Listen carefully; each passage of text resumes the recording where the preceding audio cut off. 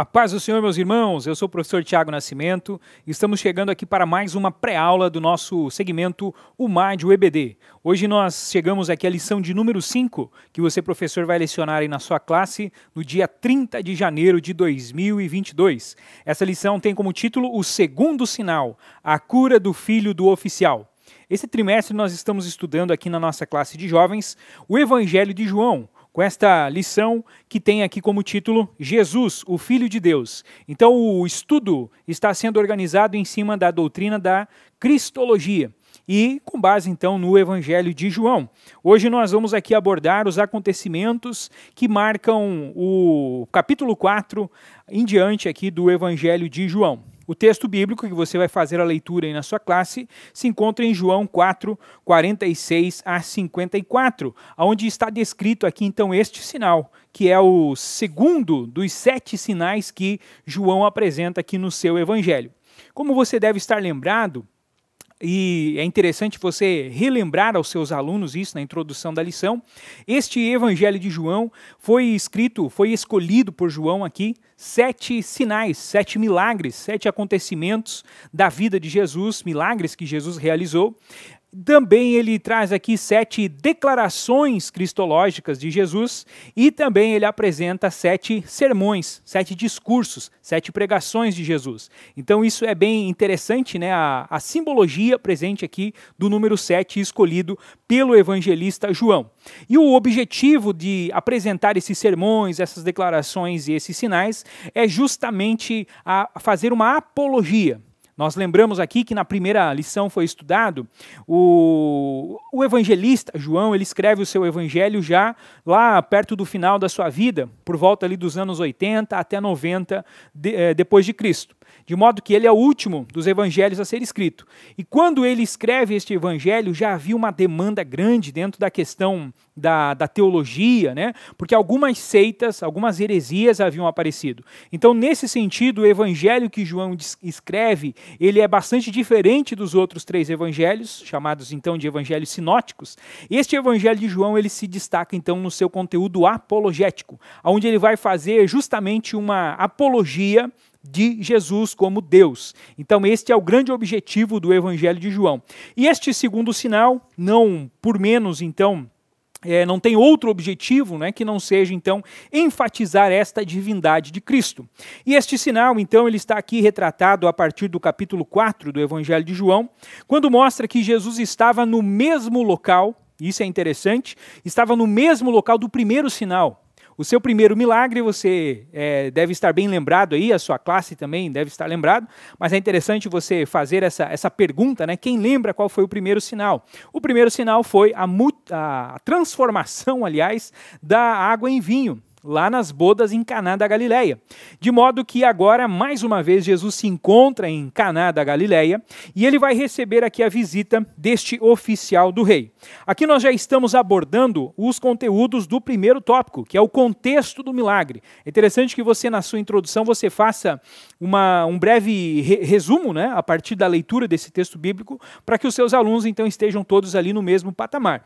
Mas este é, sem dúvida, um dos milagres mais conhecidos, né, um milagre bastante conhecido de Jesus, então eu creio que não vai haver aqui muitas dúvidas, né, nesse início da sua aula. Mas é interessante então nós fazermos aqui, ainda que rapidamente, esse contexto, né, para que você coloque os seus alunos todos aí no mesmo nível, né, de conhecimento a respeito do fato bíblico. Então, o contexto desse milagre é justamente o retorno de Cristo. Aqueles fatos que aconteceram no João capítulo 2, no João capítulo 3, que acontecem após a ida dele da Galileia para Jerusalém, onde ele vai participar então ali das festividades, né? Então, quando ele está retornando, ele passa de novo por Caná da Galileia. E é interessante que quando ele chega em Caná da Galileia, a Bíblia menciona, né, que ele estava aqui passando por Samaria, e ali ele vai encontrar este oficial do rei, que era alguém da cidade de Cafarnaum. Então, professor, se você tiver a possibilidade de trazer um mapa para a sua classe, você pode estar vendo aqui na tela um exemplo, né, de um desses mapas, então, que está mostrando aqui o relevo da Galileia. E aqui você vai encontrar que a cidade de Cafarnaum, ela estava situada na beira do mar da Galileia, às margens desse grande lago de águas doces, né? Enquanto que Caná da Galileia fica subindo a montanha, subindo o desfiladeiro. Então você, se tiver essa possibilidade, né, de mostrar isso na aula, vai ficar interessante. Caso isso não seja possível, né, você pode desenhar aí no quadro, enfim, para que os seus alunos tenham essa noção de que Caná da Galileia ficava um pouco distante, são aqui 24 quilômetros, né, como o nosso comentarista menciona. Só que são 24 quilômetros dificílimos, porque o relevo é montanhoso. Então esta viagem aqui, inclusive, nós vamos ver no próximo tópico, né, no tópico Confiança em Jesus, demonstra também a fé deste oficial. Porque ele está chegando, ele está sabendo que Jesus está voltando da Judéia para a Galileia. E ele vai até o encontro de Jesus, e quando ele ali chega, ele recebe aquela palavra de Jesus: olha, vai que o teu filho está salvo, o teu filho vive, né? O teu filho não vai morrer. E ele crê naquilo e ele vai. Se ele precisasse voltar, esses 24 quilômetros aqui provavelmente gastariam praticamente mais 1 ou 2 dias, devido ao relevo montanhoso, às dificuldades de locomoção da época. Então é provável que quando ele retornasse até a cidade de Caná da Galileia, Jesus não mais estivesse naquele vilarejo. Então a confiança, a fé dele aqui foi tamanha também, e isso é bastante ilustrativo, né, se você conseguir demonstrar então através do mapa, como esse que foi exibido aqui, né, que está sendo exibido aqui na tela. Outro ponto interessante aqui que o comentarista da lição menciona aqui, o campo pense, o poder de Deus não encontra limites temporais ou geográficos.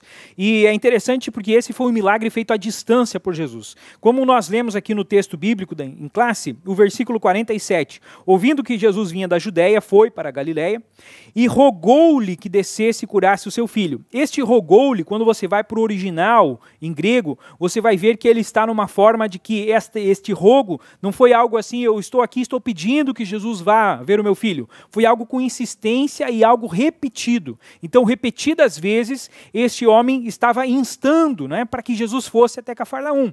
Mas o que Jesus faz? Jesus faz um milagre à distância. Então, Jesus fala para ele, desce antes que o meu filho morra, ele pede, né? Então Jesus diz: vai, o teu filho vive. E ele creu naquilo e ele recebeu o seu milagre. Então, de modo que, como diz aqui este comentário, né, o poder de Deus não encontra limites geográficos e nem mesmo limites temporais. Aqui você pode fazer uma reflexão aí com os seus jovens, o que é que eles estão pedindo, o que é que eles estão orando a respeito desse ano de 2022. Nós estamos aqui em janeiro, ainda no início desse ano.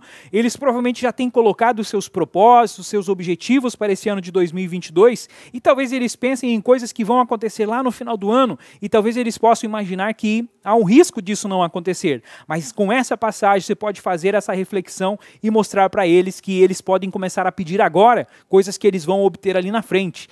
E muitas vezes, as coisas que nós estamos vivendo agora são resposta de orações que nós fizemos no passado, de modo que o poder de Deus ele não está limitado ao tempo e ao espaço. E isso é maravilhoso.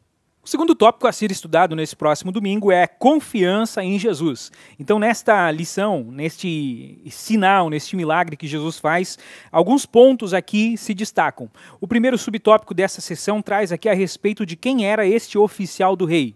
Isso aqui é algo que entra muito no campo da especulação. O comentarista da nossa lição, ele traz comentário do Matthew Henry, este teólogo, ele traz aqui que este oficial do rei, ele era chamado ou pela grandeza das suas propriedades, ou pela extensão de seu poder, ou pelos direitos pertencentes à sua casa. Porque esta palavra oficial do rei, ela também poderia, e ela era utilizada muitas vezes, para se referir aos parentes do príncipe, né, ou do rei. No caso aqui, muito provavelmente está se referindo ao Herodes Antipas, né, que era o tetrarca aqui, então, desta região. E este oficial do rei, então, fosse ele, como diz aqui o Matthew Henry, alguém que pertencia à família real, ou simplesmente alguém que nós, digamos assim, seria hoje uma pessoa considerada importante, ele, de qualquer forma, ele era alguém de destaque dentro da sociedade. Fazendo aqui um comparativo com a história do Brasil, nós tínhamos na época do Brasil Império o chamado Guarda Nacional, que era um corpo paramilitar formado por pessoas que não pertenciam exatamente ao exército brasileiro. Essa foi uma força criada para proteger principalmente as fronteiras. E ali nesse sentido, nesse contexto, foi dado a alguns cidadãos que eram em geral fazendeiros, pessoas ricas, pessoas importantes, foi atribuída a eles o título de coronel da Guarda Nacional e dado o direito então de eles convocarem essas tropas. E é mais ou menos isso que acontece aqui com essa palavra oficial do rei. Então, não necessariamente esse coronel ele seja alguém que fazia parte do exército, mas ele era alguém que tinha a sua força, o seu destaque, seja político, seja econômico. E quando acaba o Brasil Império, né, quando o Brasil se torna uma república, lá em 1889, muitos desses coronéis continuaram ostentando esse título. Não mais de forma oficial, mas dentro do imaginário popular, dentro das personalidades ali do seu município, da sua cidade. De modo que ainda hoje é comum você encontrar, principalmente em estados da região norte, nordeste, algumas localidades e até mesmo algumas pessoas, algumas famílias que são chamados de coronéis, né? Porque são de fato então herdeiros, né, dessas famílias aí do coronelismo brasileiro da época do Brasil Império.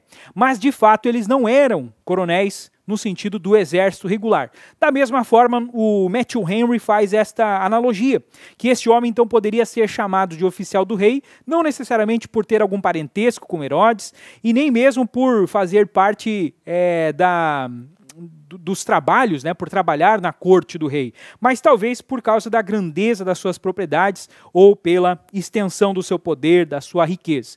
Então isso é algo, uma curiosidade, né, que você pode acrescentar, né, enriquecer ali na sua aula. Seja como for, seja quem for o oficial, a Bíblia vai nos dizer que ele era alguém de muita fé. É provável também, a gente pode inferir aqui pelo texto bíblico, que ele não pertencia ao clero judaico e ele também não era um judeu devoto. E isso é interessante porque contrasta exatamente com quem era judeu devoto nessa época, um grupo famoso que eram os fariseus, porque os fariseus não criam em Jesus, em sua grande maioria. E aqui nós temos alguém que provavelmente não pertence ao clero judaico, alguém que provavelmente não seja nem mesmo um judeu nativo, visto que Herodes era um idumeu, né? Então ele era ali de uma região próxima da Judéia, mas não era exatamente um judeu. Então nós temos aqui a possibilidade de alguém que não pertence ao judaísmo ter mais fé em Jesus. E João, ele traz no capítulo 4, versículo 44, que um profeta não tem honra na sua própria casa. Então isso aqui é bem representativo, bem ilustrativo, né, neste sentido. E a Bíblia vai mencionar aqui a razão do porquê que Jesus não realizou tantos milagres como poderia ali entre os seus compatriotas. E um dos pontos que se destaca é justamente pela incredulidade. Então, se há algo que pode atrapalhar o milagre, se há algo que pode impedir que a vitória chegue na vida de quem quer que seja, é a falta de fé. É a incredulidade. O terceiro subtópico dessa sessão vai tratar justamente sobre isso, dos obstáculos ao milagre. E é interessante nós entendermos aqui que o racionalismo, ele hoje é algo que está dentro do senso comum. O racionalismo ele inicia lá no século XIX, como o nosso comentarista muito bem coloca aqui, e o racionalismo, quando ele entra dentro da teologia, quando ele entra dentro da igreja, ele vai gerar aquilo que nós conhecemos hoje como liberalismo teológico, que é uma escola de teólogos, uma escola de pastores que descreem, né, que trazem os conceitos racionalistas, materialistas, científicos ou cientificistas para dentro da teologia, e eles querem começar a explicar a Bíblia, explicar coisas que não têm uma explicação lógica, uma explicação racional. E aí nós chegamos ao ponto, por exemplo, de eles tentarem pegar estes sinais, esses milagres que a Bíblia relata, e tentar dar a eles alguma explicação. É nesse sentido, por exemplo, que uma ressurreição, como a Bíblia menciona que Jesus ressuscita o filho da viúva, para eles, para esses teólogos liberais, não passava aqui do que um caso de catalepsia, aquela doença onde aquele estado, né, neurológico, onde a pessoa, os sinais vitais ficam muito fracos, a pressão arterial cai, o coração praticamente para de bater, e aí a pessoa parece que está morta, mas que não está. Outros ainda vão dizer que poderia ter sido um caso de uma esquizofrenia catatônica, que também vai trazer esses mesmos sintomas. Mas eles duvidam, eles descreem que de fato essa pessoa estivesse morta e ressuscitou. Da mesma forma, eles tentam usar essa mesma desculpa, essa mesma explicação para o caso da ressurreição de Lázaro, muito famosa. De modo que o racionalismo, meus queridos, tem entrado dentro da teologia desde o século XIX, passando pelo século XX e ainda hoje, no século XXI, é muito comum, principalmente entre os jovens que estão dentro das escolas, dentro das faculdades, eles estão sendo alimentados diariamente pelo sistema educacional, porque o sistema educacional ele é de base racionalista. E além disso, a própria mídia, né? Então no senso comum hoje, os filmes, as séries, os livros, todos eles partem desta filosofia racionalista. E isso é muito grave, podemos dizer assim, muito preocupante. E você, professor, dentro da sua classe de escola dominical, você tem a chance, você tem a oportunidade de mostrar para esses jovens um contraponto ao racionalismo. E este contraponto não vem de outra parte que não a palavra de Deus. Então, queridos, concluindo este segundo subtópico da confiança em Jesus, você precisa enfatizar aos seus jovens de que a fé é absolutamente necessária, de que eles não devem se submeter aos desmandos do cientificismo, de querer explicar tudo de forma racional, de tudo de forma material, porque existem coisas que a ciência não explica. Existe algo além desta vida, algo além deste mundo visível e material, e este algo está então explicado dentro da esfera da fé. Então é necessário fé para que nós consigamos acessar o mundo espiritual. Este, inclusive, é o próximo tópico aqui da nossa lição, né? Lá no terceiro tópico, fala de fé, convicção e atitude. E aqui você vai ter a oportunidade de mostrar aos seus jovens de que eles precisam, ou de que eles podem, mesmo que hoje eles tenham uma pequena fé, como diz ali a Bíblia no Mateus 15 e 28, de que é um pequeno grão de mostarda, mesmo que seja uma fé pequena, esta fé pode crescer, ela pode ser alimentada. Então, ao final deste subtópico aqui, fé, convicção e atitude, você vai ter então a oportunidade de mostrar, né, de passar a receita aqui para os seus jovens de como fazer para que a sua fé cresça. Mas antes disso, eu preciso voltar aqui ao segundo subtópico ainda, quando fala aqui a respeito da importância de testemunhar de Jesus. Como você já deve estar sabendo, nós estamos nesse ano, aqui na região de Santa Catarina e sudoeste do Paraná, trabalhando a temática de todos por uma vida mais missional. Então, neste segundo subtópico aqui, do tópico 2, confiança em Jesus, você, professor, tem a oportunidade de explanar um pouco a respeito dessa questão de vida missional. Então, se você ainda não assistiu, aqui no canal da IAD TV nós temos algumas mensagens aqui dos 12 dias de clamor, onde em todos os cultos foi abordado por nosso pastor presidente, pastor Sérgio Melfior, a respeito da diferença entre uma vida missionária, uma vida de ativismo e uma vida missional. Então, se você ainda não está familiarizado com esse termo, eu sugiro a você que busque aqui nos vídeos anteriores a respeito da vida missional, porque este é um momento muito importante para você passar aqui para os seus jovens sobre a importância, né, que cada um de nós tem de fazer a nossa parte na expansão do reino, de fazer novos discípulos, de ser, de fato, de ter, né, de fato, uma vida mais missional. E por fim, meus queridos, o último subtópico, então, ele aborda aqui o desfecho dessa história. Então, o oficial creu e foi. E como nós já aqui mencionamos, o oficial não tinha uma evidência. Então note que ele não tinha de fato algo que comprovasse que o seu filho estava de fato bem. Então isso é fé. Porque muitas vezes nós confundimos a fé com um pensamento positivo. A gente pensa, as coisas vão dar certo, as coisas vão melhorar. Ou ainda, muitas vezes nós podemos atribuir fé em coisas que provavelmente acontecerão. Existe uma grande possibilidade de que aquilo aconteça. Então é fácil você dizer que você tem fé de que aquilo vai acontecer. Você, por exemplo, está iniciando, né, o jovem estará iniciando agora uma nova etapa na vida escolar. Então se ele estuda, prepara, é óbvio que ele vai chegar e ter uma grande possibilidade de passar de ano, né, de conseguir um bom emprego, de conseguir uma bolsa de estudos. Então, nesse sentido aqui, não é necessariamente uma fé. A fé é quando você tem certeza de que, aliás, você não tem certeza disso, mas as situações mostram a você de que aquilo é difícil, de que aquilo é impossível. Então, este é o momento do poder da fé. Então é quando as evidências são contrárias, as evidências são desfavoráveis. E aqui no caso do oficial do rei, nós vemos que ele creu. Então, apesar da ausência de evidências, ele manteve a sua fé. Só que esta fé não foi simplesmente uma fé de pensamento positivo, uma fé de que as coisas vão dar certo, vamos esperar para ver e vai acontecer. A fé dele levou ele a tomar uma atitude.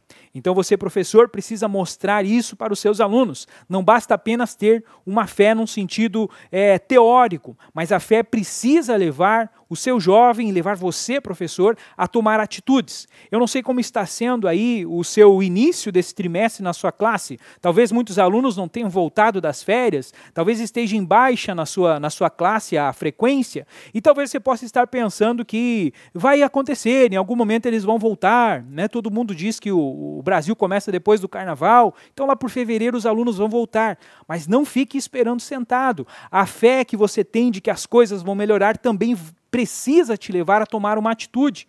Então você precisa estar se capacitando mais, você precisa talvez estar visitando esses alunos, buscando eles, para que de fato isso se torne uma realidade na sua vida. O apóstolo Tiago, escrevendo a sua epístola, ele diz que a fé sem obras é morta. Então nós precisamos, além da fé, também ter a evidência prática desta fé, que é a fé em ação, que são então as atitudes que nós precisamos tomar. O segundo subtópico, ele ilustra esse ponto, quando ele apresenta aqui, lá da Galeria dos Heróis da Fé, de Hebreus 11, que todos esses homens que foram assim chamados de heróis da fé, eles são assim chamados porque eles agiram em obediência a Deus. Então a fé precisa de ação. Nesse ponto aqui, um outro ponto que nós precisamos abordar a respeito da fé é que ela é de dentro para fora. Então ela precisa começar no seu interior, você precisa ter esta convicção, uma convicção firme, gerada em nosso coração e que depois nos leva a atitudes condizentes com ela. Então ela é de dentro para fora, ela vai começar lá no seu íntimo e depois ela vai tomar, então ela precisa tomar as suas atitudes.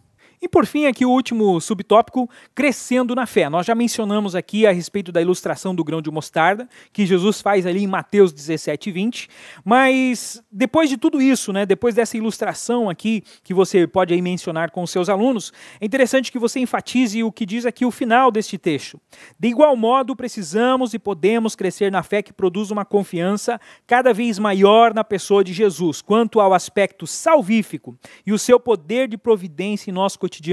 A fé ela não serve simplesmente como algo que vai resolver os nossos problemas. E isso, professor, é algo que você precisa utilizar essa oportunidade para mostrar para os seus alunos. O principal objetivo da fé é fé para a salvação. A Bíblia menciona que se nós quiséssemos apenas as coisas nesse mundo, nós seríamos os mais miseráveis dos homens. Então é interessante que você enfatize isso aos seus alunos, que eles precisam seguir aquele princípio básico do Evangelho, de buscar primeiro o reino de Deus, para que depois as demais coisas sejam acrescentadas. Então nada de tentar levar a fé apenas para obter coisas materiais, ou obter, mesmo que sejam bênçãos espirituais, mas apenas para si. Mas eles precisam também pensar no porvir. Então, para concluir aqui, para que esses jovens, de fato, então, eles tenham essa vida de crescimento espiritual, a receita que o nosso comentarista traz é que a fé que nos é repartida por Deus, então ela começa lá dentro, é Deus quem coloca, ela pode crescer muito à medida em que o buscamos em oração, meditamos em sua palavra e nos exercitamos no caminho da confiança nele. Então esta, professor, é a receita, uma receita simples, mas que quando colocada em prática ela vai fazer com que haja o crescimento dessa fé. E esta receita então inclui aqui as disciplinas espirituais. Uma vida de devoção vai levar o seu jovem, vai levar você, professor, a crescer cada vez mais na fé e atingir aquilo que é o seu propósito, aquilo que você nasceu para fazer.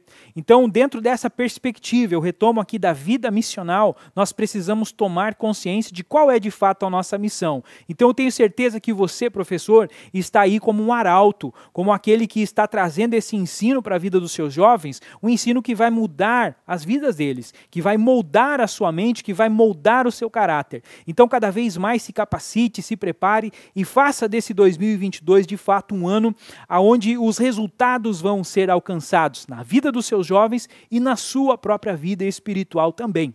No mais, meus queridos, eu me despeço, espero que estes subsídios, né, esse comentário tenha ajudado a você a enriquecer a sua aula, e eu rogo a Deus para que a sua classe aprenda cada vez mais, né, através da sua vida, através do seu ministério. E caso você ainda não seja inscrito no canal aqui da IAD TV, fica o convite, se inscreve no canal, compartilha esse vídeo, curte, e nós nos vemos aqui numa próxima oportunidade.